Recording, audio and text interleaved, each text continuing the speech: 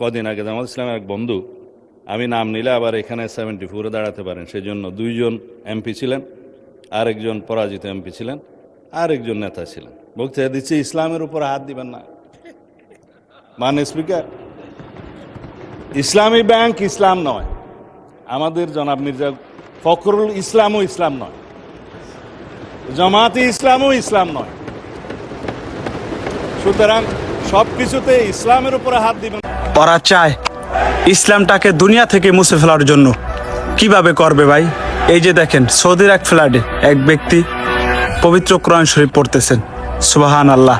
ইসলাম কিন্তু সব জায়গায় আছে, জমিনে আকাশে সব জায়গায় কিন্তু ইসলামের প্রচার চলতেই আছে।